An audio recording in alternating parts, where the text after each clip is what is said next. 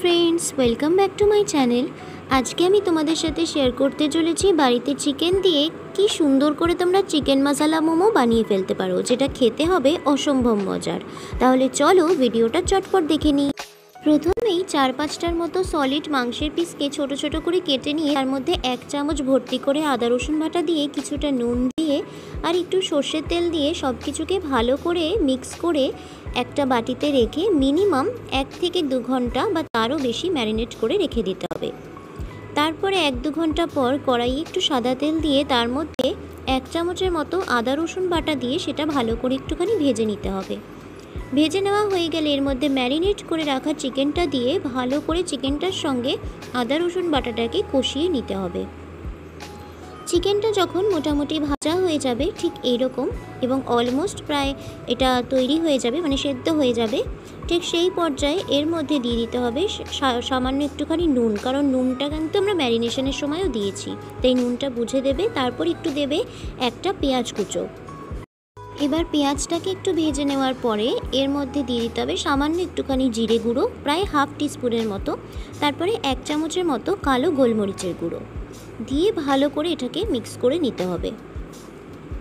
যখন মোটামুটি এটা মিক্স হয়ে যাবে, এখন এর মধ্যে আমাদের দিয়ে দিতে হবে সামান্য একটু জল, যাতে চিকেনটা সেদ্ধ হয়ে যায়। আর তারপর এর মধ্যে হাফ টিস্পুনের মতো সয়া সস দিতে হবে, 1 চামচের মতো রান্নার ভিনিগার দিতে হবে, আর ওই 2 চামচ, মানে 4 চামচের 2 চামচের মতো টমেটো কেচাপ দিয়ে সবগুলোকে খুব ভালো করে কষিয়ে নিতে হবে।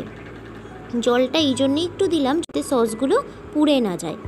যখন এটা ভালো করে কষানো হয়ে যাবে, দেখতেই পাচ্ছ ভিডিওতে, ঠিক সেই পর্যায়ে সামান্য একটু চিনি দেবো টেস্টটা ব্যালেন্স হওয়ার জন্য। তোমরা চাইলে চিনিটা নাও দিতে পারো। শেষে এর মধ্যে একটু গরম মশলা দিয়ে এটাকে ভালো করে মিক্স করে নেওয়ার পরে আগে থেকেই 1 কাপ জল আর 1 চামচ কর্নফ্লাওয়ার আমি গুলিয়ে রেখেছিলাম, সেইটা আমি এর মধ্যে দিয়ে দিচ্ছি। দিয়ে এটাকে ভালো করে মিক্স করে নেব।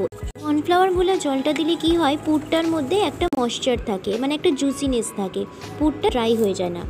তো এটা দিয়ে কিছুক্ষণ মিক্স করে যখন সবটা ভালোভাবে ঘন হয়ে যাবে, তখন গ্যাসের ফ্লেমটা অফ করে পুরটা নামিয়ে রাখতে হবে। পুরটা কিন্তু তাহলে একেবারে রেডি। এখন মোমোর জন্য ময়দাটা মেখে নেব। এখানে আমি প্রায় 1 কাপের মতো ময়দা নিয়ে তার মধ্যে একটু পরিমাণ মতো নুন দিয়ে একটু মিশিয়ে নিয়ে তারপরে এর মধ্যে কিছুটা পরিমাণে সাদা তেল দিয়ে ভালো করে ময়ান দিয়ে নেব। তারপরে প্রয়োজন মতো জল দিয়ে এটাকে একটা মিডিয়াম সফট ডো আমি করে নেব। এইখানে ডোটা লুচি পরোটার যেমন তোমরা ডো তৈরি করো, ঠিক সেই রকমই কিন্তু ডোটা করতে হবে। তো এখানে জল দিয়ে আমি ভালো করে ডোটা মেখে নিচ্ছি। তো ডোটা দেখতেই পাচ্ছ সফট। এখন এর মধ্যে থেকে আমি ছোট ছোট বল করে নেব, একদম ছোট্ট ছোট্ট। দেখো এতগুলো লেচি আমি করেছি। এখন একটু শুকনো আটা ছড়িয়ে আমি এটাকে যতটা পাতলা সম্ভব ততটা পাতলা করে বেলে নেব, কারণ আমার না মোমোর শিটটা খুব পাতলা ভালো লাগে। তোমরা যদি একটু মোটা রাখতে চাও সেটাও কোনো ব্যাপার না, তোমরা তোমাদের টেস্টের মতো করে তুলতে পারো। আমি খুব পাতলা এটা করেছি কারণ আমার মোমোর শিট খুব পাতলা ভালো লাগে, যাতে ভেতরের পুরটা দেখা যায়। তো দেখো আমার এটা কিন্তু রেডি। এখন এর মধ্যে কি করতে হবে, 1 চামচের মতো দিয়ে দিতে হবে এই চিকেনের পুরটা। দেওয়ার পরে ভালো করে দুটো সাইড আটকে, আমি সবচেয়ে সহজ যে মোমোর ডিজাইনটা জানি সেটাই আমি করে নিয়েছি। এখন এগুলোকে একটুখানি রেস্ট হতে রাখবো 15 মিনিটের মতো। তারপরে এটাকে স্টিম করব। তার জন্য আমি একটা বড় গামলা নিয়েছি, গামলায় প্রায় হাফ গামলা জল নিয়ে জলটা ভালো করে গরম করে নেব। জলটা যখন ফুটতে শুরু করবে তখন একটা ঝাঁঝরি প্লেটের মধ্যে একটু সাদা তেল ভালো করে বুলিয়ে নেব, যাতে মোমোগুলো যখন হয়ে যাবে তখন প্লেট থেকে তুলতে গিয়ে যাতে মোমোগুলো ভেঙে না যায়।